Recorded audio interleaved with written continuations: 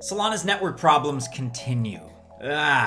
For over a year now, there have been persistent network outages, and now a major system hack. Over 8,000 wallets and $7 million have been affected. And here actually is one of the hack addresses. There's even a link to a Typeform page if you want to let Solana know that you've been affected by this hack. So check this out. If you can make use of it, it'll be included in the description below. Solana seems to be dropping the ball again, but what is really going on here? What, if anything, can we learn from this? And what actions should you perhaps consider taking? Stick around, members of the Altcoin Buzz army. In this video, we're taking a look at the ongoing Solana hack.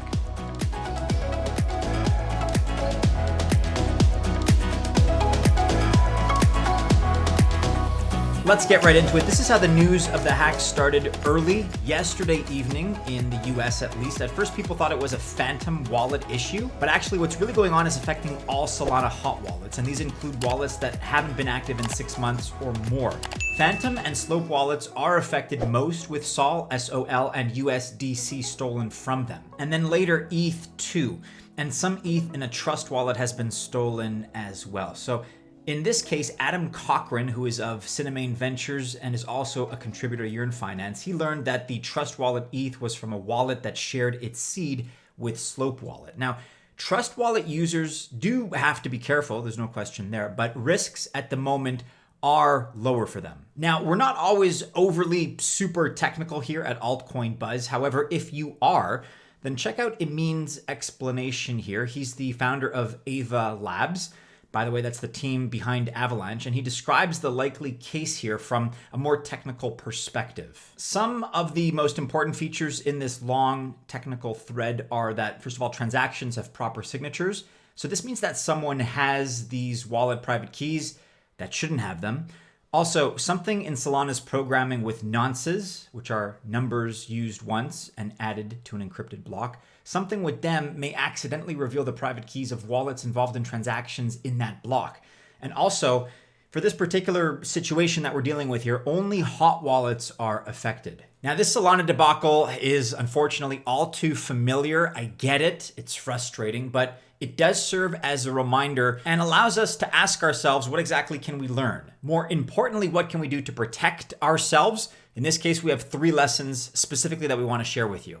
Well, lesson number 1, and as we mentioned a moment ago, hardware wallets and centralized exchange wallets are not effective. So as you know, we normally don't recommend centralized exchange wallets and keeping your funds at the exchange, really unless you're holding your crypto short-term and intend to trade with it. But otherwise, we don't recommend you hold it there. In this particular case with Solana, thanks to this exploit, people holding their funds, perhaps it was for the short term, perhaps it was even for the long term, but everybody holding their funds in CEX wallets were spared. And that's a good thing. But ultimately, you're going to want to move your crypto, we suggest, to a high quality hardware wallet, something like a Ledger or a Trezor. If you haven't already done so, move your tokens to a hardware wallet now, at least the ones that you don't intend on touching or moving anytime soon. Lesson number 2, revoke permissions. Now, many of us in DeFi and the NFT space use MetaMask and or maybe some other convenient browser-based hot wallets. And that makes sense because they're easy, they're fast, and they make transactions that much more simple. It also makes these wallets a target, though, for lots of phishing and hacking scams. Maybe you've been on the receiving end of some of those unfortunate schemes. And unfortunately, these wallets are convenient, and so they become the targets because of features like automatic permissions and auto signing of transactions. And so to protect your phantom wallet holdings, we recommend that you revoke those permissions. Make everything return to manual permissions so that you have to approve them one by one. Here's how. As you can see, it's pretty simple. Just follow these steps. And then you may want to consider setting up a totally new wallet just to be safe. If you choose to do so, you can then move your coins and NFTs to that safe new wallet. Lesson number 3, if you absolutely need a hot wallet, then move your coins. Here's the philosophy. If you really need to have your coins accessible in a hot wallet, then you should probably move your coins to MetaMask or Exodus for your SOL, SOL. You should bridge them over just to be safe since SOL hot wallets are compromised. And if you have USDC on SOL, that's a risk too. So the easiest thing to do is to bridge it over to another network. Then you remove the risk entirely. Now we recommend either Wormhole or Allbridge, but there are other reputable bridges.